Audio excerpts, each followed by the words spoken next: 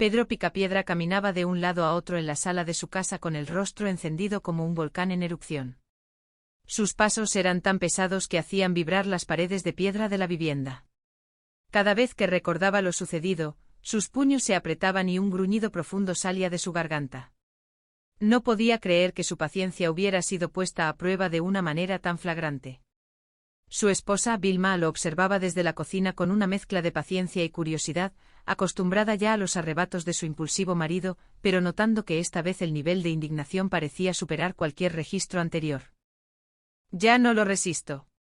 Se ha pasado de la raya esta vez», gritaba Pedro mientras agitaba los brazos en el aire, dirigiéndose a nadie en particular y a todos a la vez. Su voz retumbaba en los muebles de granito. Vilma, secándose las manos en su delantal, se acercó con calma y le preguntó qué le pasaba.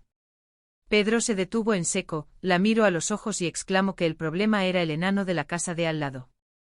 Ella, tratando de suavizar la situación, le preguntó si se refería a Pablo.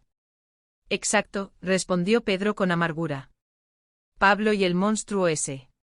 Pedro relató entonces con gran dramatismo cómo el brincanturo lo había atacado, calificando la experiencia como la última gota que derramó el vaso de su paciencia. Estaba tan decidido que le ordenó a Vilma que hiciera las maletas porque se mudarían en ese mismo instante.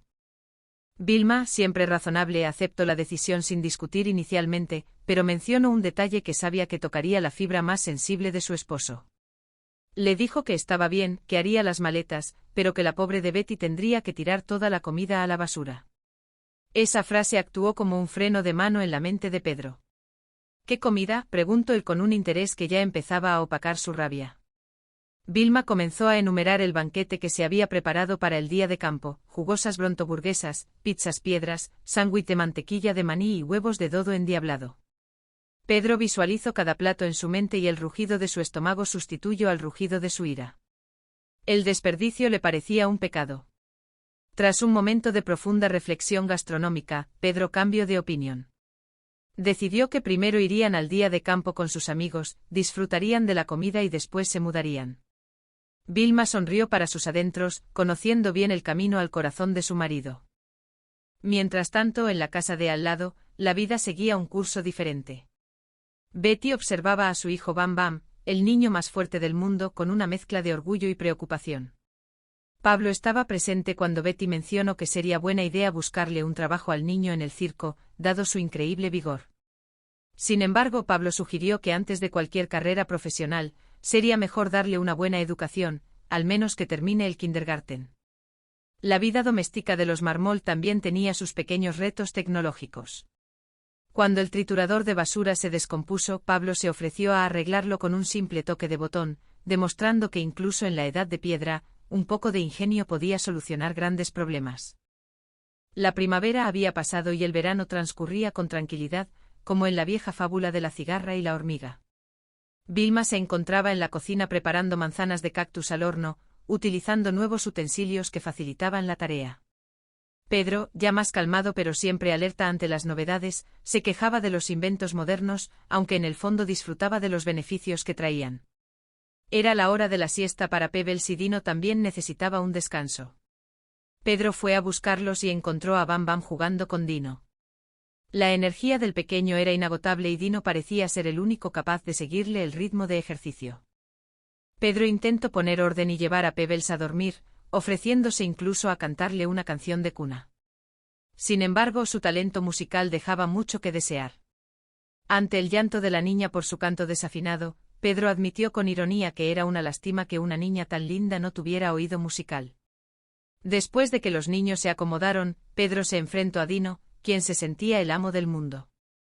El conflicto entre el hombre y su mascota escaló cuando Pedro intentó demostrar su autoridad. Dino, en un arranque de afecto excesivo, comenzó a lamer y saltar sobre Pedro, arruinando su compostura. Pablo apareció para rescatar a su amigo y llevarse a Bam Bam a casa, mientras Dino seguía demostrando su amor de manera ruidosa. La idea de conseguir una mascota para Bam Bam comenzó a rondar en la cabeza de los Marmol. Betty pensaba que un animalito podría cuidar del niño y ser un buen compañero. Pablo, entusiasmado, se dirigió a la tienda de animales de la ciudad. El lugar era un espectáculo de la naturaleza prehistórica. Había criaturas de todas las formas y tamaños, pterodáctilos, paracacatuas, bantadactilos y tirisebas. Pablo buscaba algo diferente, algo único que realmente sorprendiera a su familia. El dueño de la tienda le presentó entonces una criatura recién llegada de un lugar lejano llamado Australia, un brincanguro. El animal era fascinante. Tenía una bolsa natural en su vientre ideal para llevar cosas, o en este caso, al pequeño Bam Bam. Pablo quedó encantado de inmediato, especialmente cuando vio a su hijo acomodado cómodamente en la bolsa del animal. Sin dudarlo compró al brincanguro y lo llevó a casa, bautizándolo como Brincos. Betty recibió a la nueva mascota con alegría, maravillada por su inteligencia. Brincos demostró sus habilidades recuperando la bola de boliche de Pablo y guardándola en su bolsa. Se decidió que Brincos dormiría en la cochera, un lugar amplio y seguro para un animal de su tamaño. Sin embargo, la presencia de Brincos en el vecindario causó una serie de malentendidos cómicos. Pedro, que no sabía de la nueva adquisición de sus vecinos, estaba convencido de que un ratón gigante había invadido la zona. Vilma, asustada por los rumores de un roedor, le pidió a Pedro que lo atrapara. Pedro, tratando de mostrarse valiente, reclutó a Dino para la caza del ratón. Pero Dino, al ver la sombra y el tamaño de lo que él creía que era un ratón, sintió un terror profundo y se negó a entrar en la cochera de Pablo. Pedro, indignado por la cobardía de su mascota, decidió entrar él mismo para enfrentar a la bestia. «Ahora verás, infame roedor», gritaba Pedro mientras lanzaba golpes al aire dentro de la cochera oscura. «Vas a morir ahora». Pero cuando sus ojos se cruzaron con la figura de Brincos, el pánico se apoderó de él. Salió corriendo a toda velocidad, gritando que Dino tenía razón y que ese ratón era un monstruo. La confusión continuó hasta que Vilma informó a Pedro, a través del cuernófono, que Pablo había comprado una mascota nueva, un brincanguro. La revelación no calmó del todo a Pedro, quien todavía sentía el aguijón de su orgullo herido y el susto que se había llevado. A pesar de los roces, el entrenamiento de Brincos comenzó. Pablo intentó enseñarle a boxear, pensando que sería una buena forma de ejercicio. Pedro, al verlos en el patio, no pudo evitar intervenir. Criticó la técnica de Pablo y aseguró que el animal era demasiado pequeño para defenderse contra un campeón como él. Se puso los guantes y retó a Brincos, queriendo demostrar su superioridad. Sin embargo, Brincos resultó ser un oponente formidable, bloqueando los golpes de Pedro con una agilidad sorprendente y respondiendo con una destreza que dejó al gran Pedro Picapiedra desconcertado. Finalmente llegó el día esperado del viaje al campo. La tensión entre Pedro y Pablo por causa de las mascotas seguía latente. Pedro insistía en que no había sitio en el troncomóvil para el australiano, mientras que Pablo defendía la presencia de Brincos. Al final, se acordó que si iba uno, iban los dos. Las familias cargaron todo el equipo y la deliciosa comida preparada por Vilma y Betty. El destino era el Parque Estatal Desfiladero, un lugar hermoso pero con un terreno algo peligroso. Una vez allí, mientras Pablo encendía la fogata y las mujeres preparaban la mesa, ocurrió un accidente. El troncomóvil, estacionado cerca de una pendiente, comenzó a rodar sin control hacia el precipicio. «Pedro, el troncomóvil está en marcha», gritó Vilma con desesperación. Pedro y Pablo intentaron detener el vehículo con todas sus fuerzas, pero el peso era demasiado grande. Parecía que todo estaba perdido y que el coche terminaría destrozado en el fondo del desfiladero.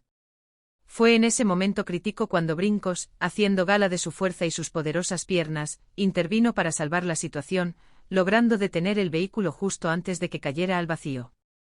La noticia del heroísmo de Brincos se extendió rápidamente.